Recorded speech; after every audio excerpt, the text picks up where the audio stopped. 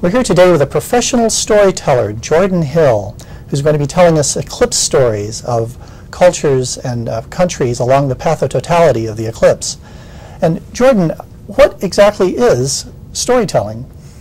Well, storytelling is an art form, really, but it's also one of the most normal things that we humans have. Whenever we're talking to people, we say stories. I yesterday went to the store and you wouldn't believe what happened to me. Da, da, da, da, da. Or you come home from school and your parent says, "What happened at school?" "Well, this da, da, da, da, and Tony said da, da, da, da." It's all stories. And so storytelling is something that we just naturally do. It's like the air we breathe. We don't even notice it.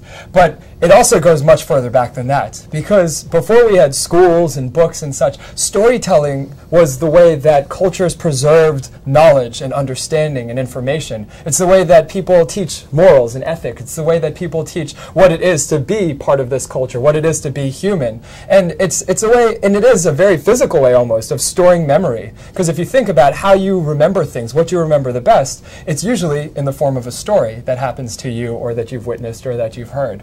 And so storytelling is something that exists all over the world in almost any culture you can imagine. And often what's interesting is different cultures will have very similar stories as well, even though they might never have seemed to have contact with each other. But it's something that's just so uniquely and fully human. Very interesting. You know, I've heard some of your stories, and they're just fascinating. How would someone become a storyteller? Well, the thing is, we're all storytellers already. All of us are always telling stories. Sometimes there's a little bit of a step to suddenly tell a story where everyone's sitting there and listening to you. That might be a little bit more nerve-wracking, but it's really just a matter of going out and doing it, you know? I started saying that I was a storyteller and people believed me, and it just went on from there, you know? I originally started saying it only after I'd taken a class that happened to be offered at my university about what storytelling is and how storytelling works amongst people. And from that, I'd learned a few stories. I tried telling them to some friends, and then one day it just happened to like click. There's a point where the story just suddenly feels right and it falls into place. And once that happened, I was like, wow, I can do this. And so I just started doing it more and more and more, and it went out from that. You know, you have so many stories that you tell, and of course these stories that you're telling for us are about eclipses of cultures long ago. How do you collect the information for your stories?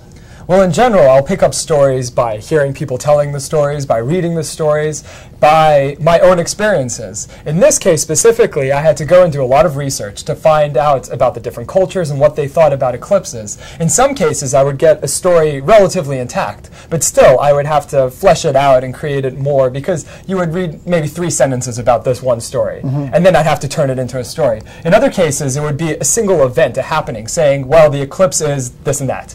And then I would go back into that culture and I would find the stories that underlay that, like how the sun came to be the sun and the moon came to be the moon, and how everything came to be right so that this eclipse could happen and then be interpreted in this way. And so I would take all of this research and add it together, all of this stuff from the culture. And sometimes I would add a little bit of effects in the story. Sometimes I would flesh out one of the characters or another of the characters. I'd add dialogue that wasn't there. But in the end, I'd weave together out of all of the component parts of their own mythology and their own concepts of eclipse as a story that presented that in, you know, an exciting or interesting way.